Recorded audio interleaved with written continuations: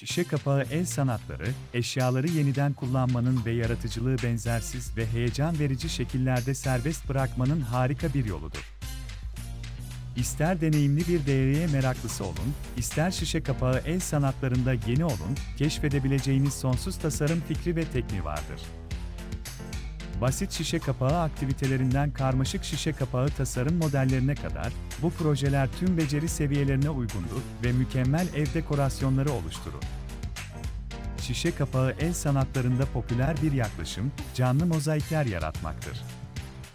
Çeşitli renklerde şişe kapakları kullanarak, herhangi bir odaya bir renk sıçraması katan benzersiz duvar sanatı tasarlayabilirsiniz.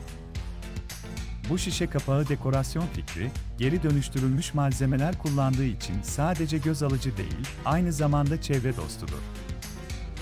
Kişiselleştirilmiş eşyaları sevenler için şişe kapağı el sanatları birçok olasılık sunar.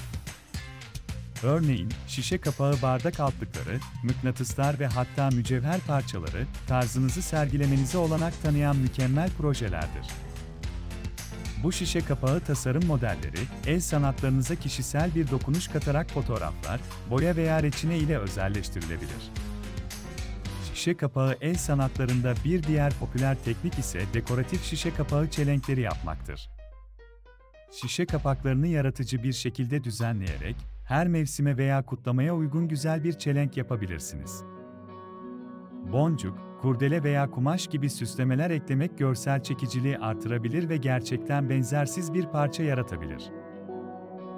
Daha karmaşık bir şey denemek isteyenler için dekupaj, damgalama ve katmanlama gibi şişe kapağı tasarım teknikleri derinlik ve doku yaratmanın harika yollarıdır. Bu teknikler şişe kapağı tasarımlarına sofistikelik katarak onları etkileyici sanat eserlerine dönüştürür. Biraz yaratıcılıkla sıradan şişe kapaklarını yaşam alanınızı güzelleştiren çarpıcı dekorasyonlara dönüştürebilirsiniz. İster eğlence için şişe kapağı sanatı yapın, ister evinize yeni bir dekor eklemek isteyin, bu şişe kapağı tasarım fikirleri kesinlikle ilham verecektir. Birkaç temel şişe kapağı el işi projesiyle başlayın ve kreasyonlarınızın hayata geçmesini izleyin.